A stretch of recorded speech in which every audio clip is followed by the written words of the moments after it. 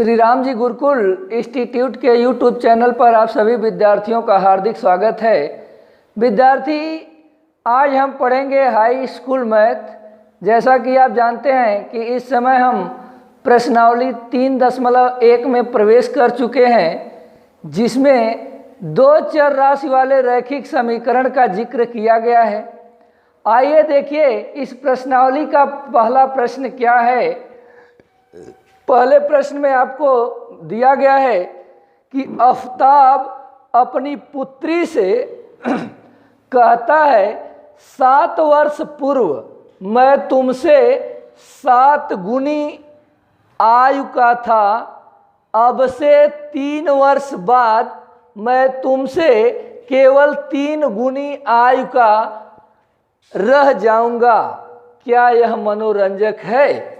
इस स्थिति को बीजगणितीय एवं ग्राफीय रूपों में व्यक्त कीजिए। वाकई में विद्यार्थी, ऐसे सवाल मनोरंजक भी होते हैं और चुनौतीपूर्ण भी होते हैं। इसमें कई स्थितियों का हमें सामना करना है, इसलिए बेहद सावधानी से और ध्यानपूर्वक आप लोग देखेंगे तो निश्चित रूप से आपको इसमें आनंद भी आएगा। और यह सवाल यदि अभी तक कठिन लग रहा होगा तो निश्चित रूप से हमें पूर्ण आशा और विश्वास है कि आज के बाद से आपको यह कभी कठिन नहीं लगेगा।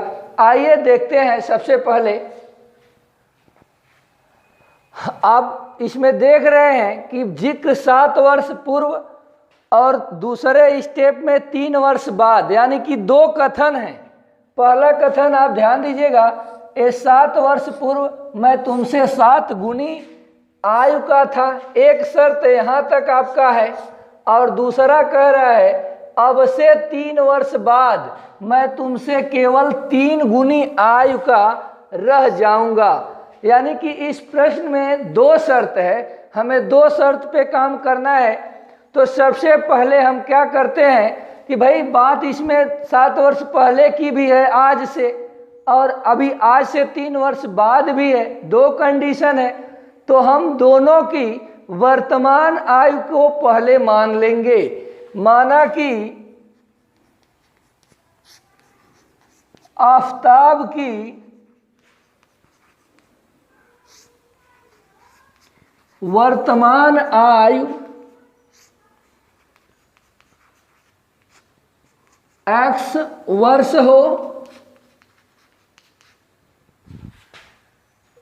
तथा उसकी पुत्री की वर्तमान आयु y वर्ष हो। उसके बाद विद्यार्थी प्रथम शर्त के अनुसार आप देखेंगे, प्रथम शर्त में मतलब पहली शर्त जो प्रश्न का है, प्रथम शर्तानुसार आप यहाँ पर हिंट देंगे तथा लिखेंगे 7 वर्ष पूर्व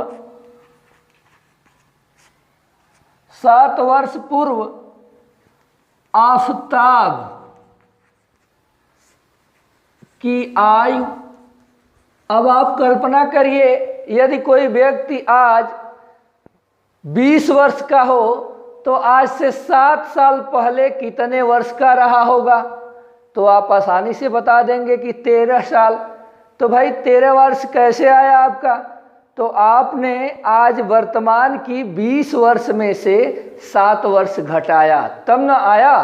तो जब हम जिसकी वर्तमान आयु आज x वर्ष मान रखे हैं, उसकी आज के 7 वर्ष पहले आयु कितनी रही होगी, उसे ज्ञात करने के लिए वर्तमान आयु में से 7 वर्ष हम घटा देंगे तो हमें पता चल जाएगा 7 वर्ष पूर्व आफताब की आयु बराबर x - 7 वर्ष। इसी प्रकार उसकी पुत्री की 7 वर्ष पूर्व की आयु ज्ञात कर लेंगे। तो आप यहाँ लिखेंगे तथा उसकी पुत्री की आयु होगी y-7 वर्ष, यानी कि आफताब की आयु 7 वर्ष पूर्व होगी x-7 वर्ष, और उसकी पुत्री की आयु आज से 7 वर्ष पहले रही होगी y-7 वर्ष। इसमें जो शर्त है उस प्रश्न के अनुसार आप नोट करेंगे। यहाँ पर हमें जगह कम पड़ेगी तो हम प्रश्न को मिटाना चाहेंगे। अब आप देख रहे हैं विद्यार्थी, वह कहा है कि 7 वर्ष पूर्व मैं तुमसे 7 गुनी आयु का था। तो प्रश्नानुसार आप यहाँ थोड़ा सा हिंट देंगे। प्रश्नानुसार 7 वर्ष पूर्व आफताब की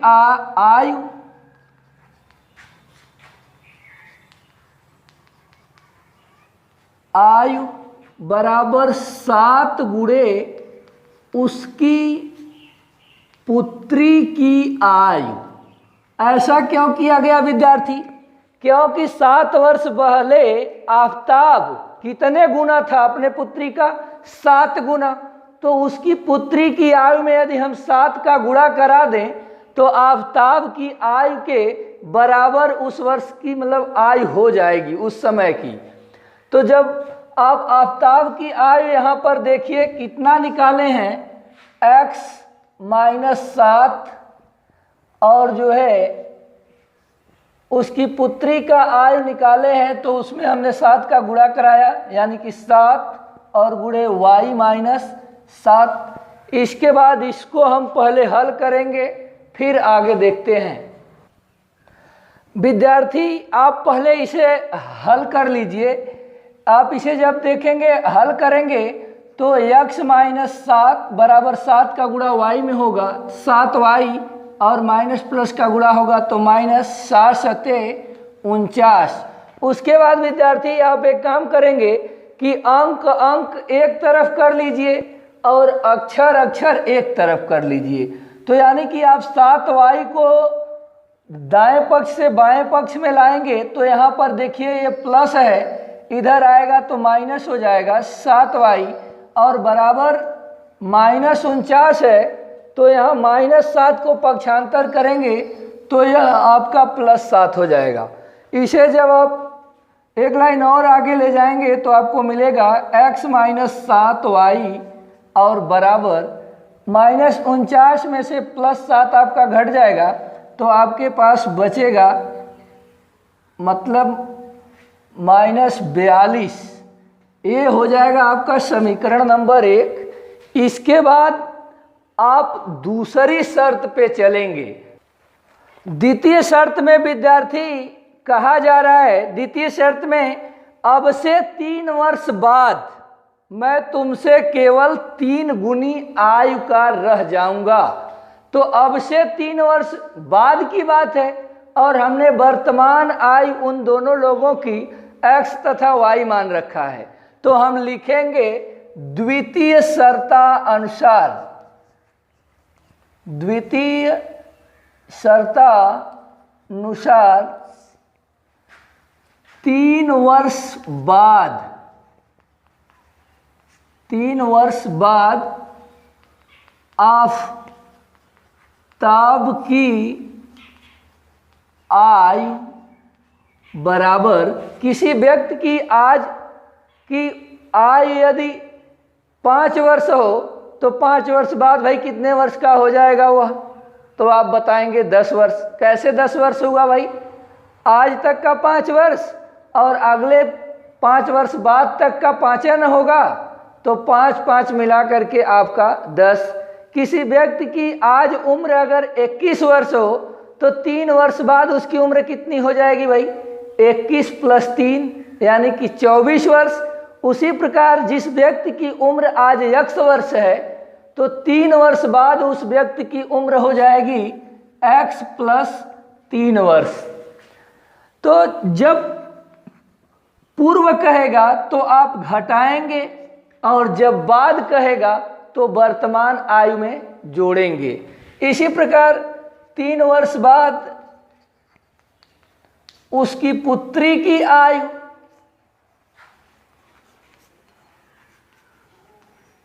तो आप बोलेंगे कि y प्लस 3 वर्ष। अब इसमें जो मूल शर्त है कि 3 वर्ष बाद वह रह कितना गुना जाएगा, तो उसमें बताया जा रहा है मात्र 3 गुना। तो आप यहाँ पर दोबारा हिंट देंगे, प्रश्नानुसार 3 वर्ष बाद आफताब की आयु बराबर 3 गुणे उसकी पुत्री की आयु। तो आप देखिए 3 वर्ष बाद आफताब की आयु कितनी है भाई, तो आप बोलेंगे कि x प्लस 3 ऊपर हम ज्ञात कर चुके हैं, बराबर 3 गुणे 3 वर्ष बाद उसकी पुत्री की आयु कितना है, तो आप देख रहे हैं कि y प्लस 3 वर्ष। इसके बाद आप इसे हल करेंगे तो आप पाएंगे x प्लस 3 बराबर 3y प्लस 3। आगे हमारा यही सिद्धांत है, सॉरी यहाँ पर देखिए 3 त्रिका 9 होगा कि मतलब हमारा ये निष्कर्ष है कि अंक अंक को एक तरफ और अक्षर अक्षर को एक तरफ कर दिया जाए। तो 3y को आप दाएं पक्ष से बाएं में लाइए तो ये हो जाएगा x माइनस 3y, और प्लस 3 को बाएं पक्ष से दाएं में ले जाइए तो ये हो जाएगा 9 माइनस 3। एक लाइन और आप आगे बढ़ेंगे तो x माइनस 3y बराबर 9 में से 3 घटेगा तो मिलेगा आपको 6। ये हो गया आपका समीकरण नंबर 2। विद्यार्थी समीकरण नंबर 1 आपको पता है x माइनस 7y बराबर माइनस 42, और समीकरण नंबर 2 आपको पता है x माइनस 3y बराबर 6। इसके बाद देखिए हमें क्या करना है विद्यार्थी, यदि यहाँ आपको आफताब और उसकी पुत्री का आयु ज्ञात करना होता तो हम सवाल के बहुत करीब होते और इन दोनों समीकरण को हल करके x तथा y का मान आसानी से ज्ञात कर लेते। किंतु यहाँ पर वह कह रहा है प्रश्न में कि इन्हें जो है बीजगणितीय रूप में, ग्राफीय रूप में व्यक्त कीजिए। अब ग्राफीय रूप में व्यक्त करने के लिए आपको x तथा y के 2 या 2 से अधिक मान ज्ञात करने होंगे, और इन दोनों मानों को 2 से अधिक जब ज्ञात करेंगे तो कम से कम आप x और y के 3 मान ज्ञात करेंगे और दोनों समीकरणों से ज्ञात करेंगे। अब दोनों समीकरणों से ज्ञात करने के लिए क्या करेंगे भाई, तो आप थोड़ा देर के लिए मान लीजिए कि हम x का कुछ मान यदि यहाँ पर रखें अपने मन से तो हमें y का मान कुछ मिल सकता है। तो देखिए सबसे पहले आसान लग रहा है, माना कि x बराबर 0 रखने पर अपने मन से आप कुछ भी मान सकते हैं, लेकिन ऐसा मानिए कि आपका जो y का मान हो भिन्न के रूप में न प्राप्त हो, कुछ चाहे भले माइनस में हो या प्लस में हो, लेकिन पूर्णांक में हो, परिमेय में न जाने पाए। तो आप देखेंगे कि जब x का मान 0 रखेंगे तो 0 माइनस 7y बराबर माइनस 42। इस स्थिति में देखिए इसका कोई वैल्यू नहीं, दोनों पक्षों में मतलब इधर बचेगा माइनस 7y बराबर माइनस 42, माइनस माइनस दोनों तरफ है, तो कहने का मतलब दोनों पक्षों में -1 से गुणा कराने पर, अगर हम गुणा न करें तो संक्षिप्त में हम बोलते हैं कि दोनों पक्ष में माइनस है, अतः मान लीजिए कि कट जाएगा। यहाँ आपका बचा 7y और इस पक्ष में बचा 42। y बराबर आप देखेंगे यहाँ 7y में गुणा किया है, उधर जाएगा तो 42 में भाग देगा, और जब भाग देगा तो आपको y का मान मिल जाएगा 6। यानी कि एक मान x बराबर जब 0 आप रखें तो y का मान मिला 6। यानी कि ग्राफ के लिए हमें एक बिंदु मिल गया। एक बिंदु को हम 0 तथा 6 के रूप में व्यक्त कर सकते हैं। अभी एक हमें मिला है, अभी हम कम से कम 2 और ज्ञात करेंगे इससे। दूसरे में देखिए, दूसरा x के जगह पर क्या रखे भाई, हम यहाँ पर 1 भी रख सकते हैं। लेकिन आप कल्पना करिए कि जब हम यहाँ 1 रखेंगे, पक्षांतर करेंगे, तो वह जा कर के हो जाएगा -43, और -43 7 से भाग देने पर विभाजित नहीं होगा। इसलिए विद्यार्थी x का मान हम यहाँ 7 रख रहे हैं। आप 1 से 5 तक कोई भी धनात्मक अथवा ऋणात्मक संख्या वहाँ पर रख सकते हैं, लेकिन यहाँ पर आपको अपने तरफ से सिर्फ यही ध्यान देना है कि लास्ट में मान इस रूप में आए, यानी कि कट पीट के कुछ आए। ऐसा ना हो कि 42/5 आ जाए अथवा 42/3 आ जाए, फिर आपको ग्राफ में दर्शाने पर थोड़ी असुविधा होगी। इसलिए यहाँ पर हम दूसरा मान रहे हैं x बराबर 7 रखने पर। जब आप x बराबर 7 रखेंगे तो देखिए यह समीकरण आपका है x - 7y बराबर -42। x का मान 7 रखेंगे, -7y बराबर -42। यहाँ +7 है, दाएं पक्ष में पक्षांतर करेंगे तो यह ऋण हो जाएगा, यानी कि -7y बराबर -42। ये धनात्मक 7 है तो यहाँ ऋणात्मक 7। इसको हल करेंगे तो -7y बराबर ये हो जाएगा -49। माइनस दोनों पक्षों में है, कैंसिल हो जाता है। y बराबर आप पाएंगे 49/7, यानी कि 7 से 49 में भाग देंगे तो मिल जाएगा आपको 7। यानी कि जब आप x बराबर 7 रखें, जिस समय आप x बराबर 7 रखें तो y का मान आपको प्राप्त हुआ 7। इस तरीके से आपको दूसरा बिंदु मिल जाता है 7 और 7। इसे विद्यार्थी ध्यान से देखिएगा, 2 बिंदु आप ग्राफ के लिए ज्ञात कर चुके हैं, एक 0 और 6, दूसरा 7 और 7।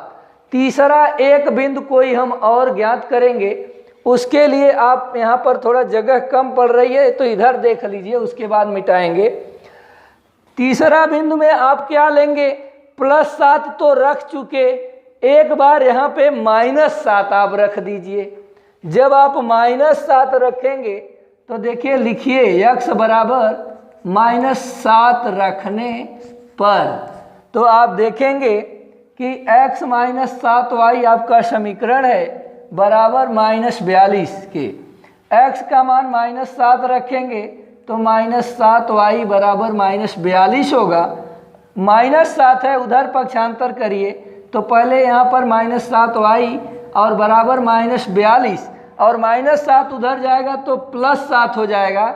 इसके बाद आप हल करेंगे तो यहाँ पर -7y और ऋण 42 में +7 जोड़ेंगे तो विद्यार्थी यह हो जाएगा -35। चूँकि यह प्लस है, यह माइनस है, संख्याएं घटेंगी, चिन्ह किसका आएगा, जो बड़ी अंक होगी। दोनों पक्ष में माइनस है, माइनस से माइनस आपका कैंसिल हो जाता है। लेकिन यह नियम नहीं है कि माइनस से माइनस कैंसिल हो जाए। नियम यह है कि दोनों पक्षों में -1 से गुणा कराने पर, लेकिन अब उतना करेंगे तो प्रोसेस बढ़ता जाएगा, इसलिए शॉर्ट रूप में चलते हैं। आप देखिए y बराबर यहाँ 7, मतलब y में 7 का गुणा हुआ है, उधर जाएगा तो 35 में भाग देगा। 7 से आप भाग देंगे तो 7 × 5 = 35। यानी कि जब आप x बराबर -7 रखे तो आपको y बराबर मिल गया 5। यानी कि तीसरा मूल x बराबर -7 तथा y बराबर 5 के रूप में प्राप्त हुआ। तीसरा बिंदु, तो इसे हम दर्शा सकते हैं -7 एवं 5 से। अब विद्यार्थी जो लोग अभी तक 2 चर राशि वाली रैखिक समीकरण नहीं पढ़े होंगे तो वो लोग इससे पहले वाली वीडियो को थोड़ा देख लेंगे। इस वीडियो के लिंक में, मतलब डिस्क्रिप्शन बॉक्स में आपको पिछली वीडियो के लिंक दे दिए जाएंगे। 2 चर राशि और मतलब समीकरण को कैसे हल किया जाता है उसका नियम है। आगे आप अब इस समीकरण से कोई 2-3 बिंदु ज्ञात कीजिए। उसी प्रकार विद्यार्थी अब इसमें आप x का कुछ मान लीजिए और उसकी सहायता से y का भी मान ज्ञात कीजिए। तो आप देखेंगे कि देखिए यहाँ पर 6 है, यहाँ पर 3 है। पहली बार सबसे आसान है, x बराबर यहाँ पर भी आप 0 मान लीजिए। जब आप x बराबर 0 मान लेंगे तो देखिए आप यहाँ पर लिखेंगे कि x बराबर 0 रखने पर, जब आप 0 रखेंगे तो समीकरण है x माइनस 3y बराबर 6। x के स्थान पर 0 रखा, माइनस 3y बराबर 6। 0 का कोई मतलब नहीं रहा, यानी कि माइनस 3y बराबर 6। यहाँ पर देखिए -3 है, -3 उधर ले जाएंगे तो उसमें y में 6 में भाग देगा, लेकिन इधर ऋणात्मक है तो इधर से यदि हम ऋण हटाएं तो उधर आराम से ऋण लग जाएगा, यानी कि y बराबर 6/3। आप -3 कर दीजिए, चूंकि y यहाँ पर है, दोनों पक्षों में ऋण 1 से गुणा कराएंगे तो इधर धनात्मक हो जाएगा और उधर ऋणात्मक हो जाएगा। आप देखेंगे कि 3 से 6 में भाग देंगे तो आपको मिलेगा y बराबर 3 दूना 6, यानी कि y का मान आपको मिला -2। पहले कंडीशन में आप देखें कि जब हम x बराबर 0 रखे तो हमें y का मान मिला -2। अतः एक तो ये हो गया कि 0 और -2, इस समीकरण से एक बिंदु हमें ज्ञात हो गया। दूसरा बिंदु ज्ञात करते हैं, तो दूसरे बिंदु के लिए देखिए हम यहाँ पर क्या रखें। मान लीजिए कि आप x बराबर ऐसी संख्या रखिए कि इधर जब 3 उधर पक्षांतर हो तो विभाजित हो जाए। तो माना कि हम यहाँ x बराबर 3 ले लेते हैं, 3 ले लीजिए, और जब आप x बराबर 3 ले लेंगे तो देखिए यहाँ पर हो जाएगा आपका 3 माइनस 3y बराबर 6। 3 को पक्षांतर करेंगे तो -3y बराबर 6, और ये धन 3 है उधर जाएगा तो ऋण 3 हो जाएगा, यानी कि -3y और बराबर 6 में से जब 3 घटाएंगे तो आपके पास बचेगा 3। अब यहाँ पर -3y है, उधर धन 3 है, -3 कहने का मतलब 3 यहाँ पर गुणा कराया है, उधर ले जाएंगे तो आपका 3 में भाग देगा।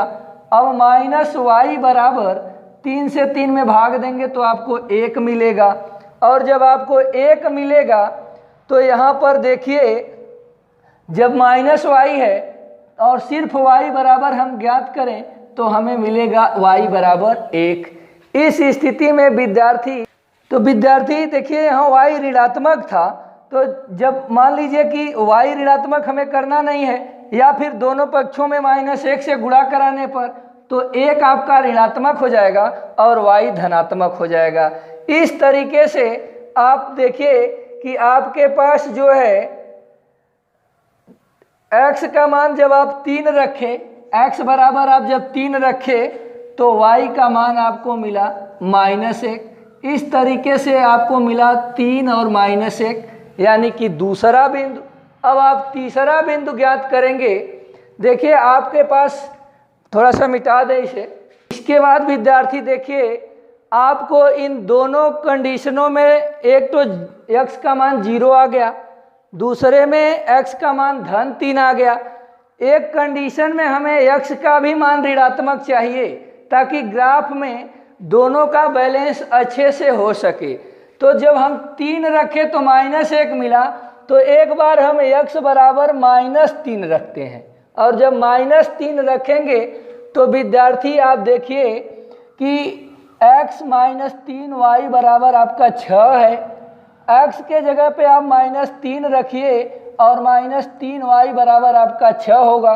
-3 को उधर पक्षांतर करेंगे, ले जाएंगे तो यहाँ -3y बराबर 6 + 3 होगा। यहाँ पर आप देखिए -y 3y में गुणा किया है, पक्षांतर करेंगे तो 9 में यह भाग देगा, और जब आप भाग देंगे तो -y बराबर आपको 3 मिलेगा, यानी कि -y है तो इसको दोनों पक्षों में -1 से गुणा कराने पर y बराबर आपको मिल जाएगा -3। यानी कि जब x बराबर आप -3 रखें तो आपको y बराबर भी -3 प्राप्त हुआ। अतः एक मान आपका x बराबर -3 तथा y बराबर -3 के रूप में मिलता है, जिसे हम -3 तथा -3 के रूप में कह सकते हैं। अभी देखिए, आपको एक बात ये ध्यान देना है कि यहाँ पर तो 0 -2 आया, यहाँ पर 3 -1 आया, यहाँ पर -3 और -3 आ गया। आपको एक मान इसका जो है और अगर मिल जाए तो निकाल लीजिए, ताकि ग्राफ आपको अच्छा लगे। एक बार देखिए, सिंपली रूप से आप x का मान जो है 6 मान लीजिए। जब आप x का मान 6 मानेंगे तो देखिए x बराबर 6 रखने पर, जब आप x बराबर 6 रखेंगे तो आपको समीकरण x - 3y बराबर 6 से देखिए क्या मिलेगा।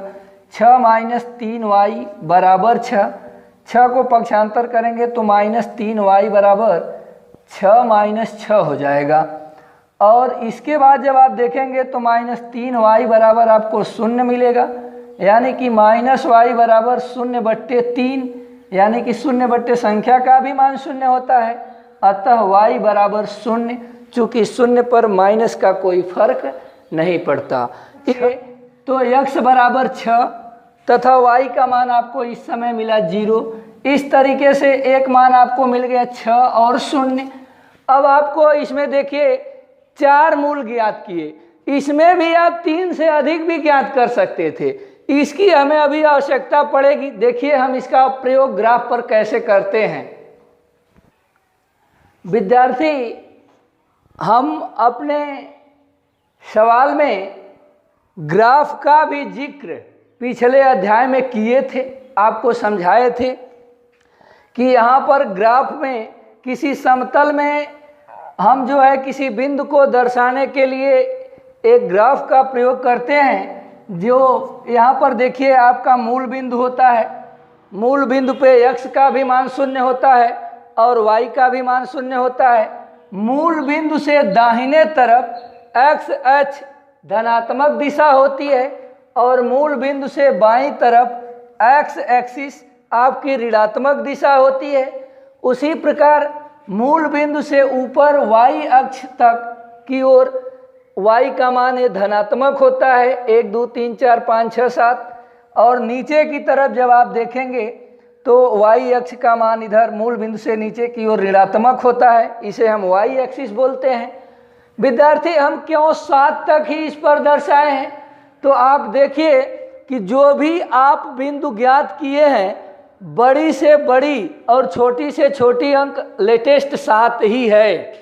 सभी अंक 7 और -7 के बीच में ही है। इसलिए हमने इस ग्राफ पर +7 तक और -7 तक का ही मान दर्शाया है। आप इसमें आगे देखेंगे कि अब एक एक बिंदु को यहाँ पर पहचानिए। तो देखिए, पहला x का मान 0 है, यानी कि भुज 0 है। y का मान 6 कोटि है, जो 6 है। तो 0 और 6 को दिखाने के लिए 6 धनात्मक है, अतः एक बिंदु आपका यहाँ पर है। इस बिंदु के निर्देशांक 0 तथा आपके 6 होंगे। दूसरा देखिए, दोनों 7 7 है, अतः यह देखिए x का मान 7 आपका यहाँ पर है, y का मान 7 यहाँ पर है।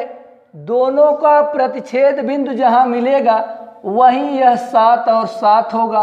अतः इस बिंदु के निर्देशांक 7 और 7 है यहाँ पर। तो अभी उस समीकरण का है, ध्यान दीजिएगा।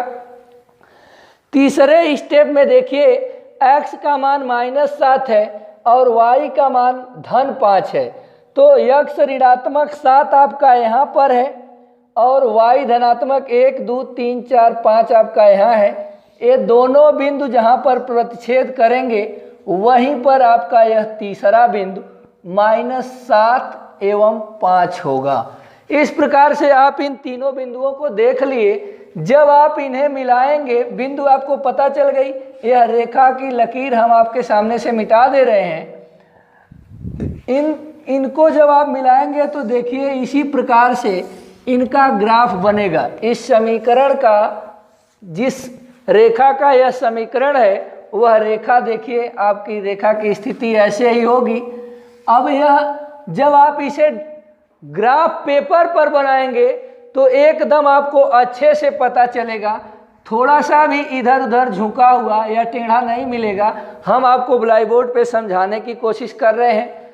दूसरे में देखिए आपका पहला बिंदु 0-2 है, यानी x का मान 0 और y का मान -2, तो y का ऋण 2 मान यहाँ पर होता है -2, और किसी भी अक्ष पर इस अक्ष पे x का मान 0 होगा और x अक्ष पे y का मान 0 होगा। इस बात का ध्यान दीजिएगा। इसलिए यह पहला बिंदु यहाँ पर आपका है, जिसको मैं यहाँ दर्शा रहा हूँ 0-2। दूसरा बिंदु देखिए 3-1 है, यानी कि x का मान -3 यहाँ पर है और y का मान -1 आपका यही सिधाई में है, यानी कि दूसरा बिंदु आपका यहाँ है, जिसे हम माइनस यहाँ पर दर्शा रहे हैं 3-1 के रूप में, यहाँ का मान यहाँ दर्शा रहे हैं, ध्यान दीजिएगा।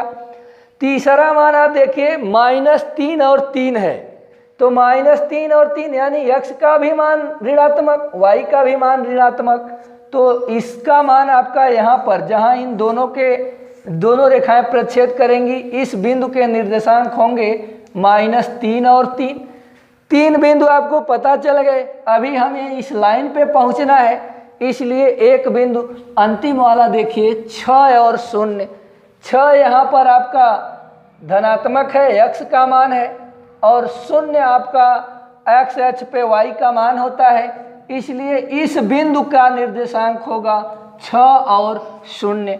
इस प्रकार विद्यार्थी अगर मान लीजिए हम इन तीनों चारों बिंदुओं को मिलाएं तो हमें देखिए किस प्रकार की कैसी रेखा प्राप्त होती है।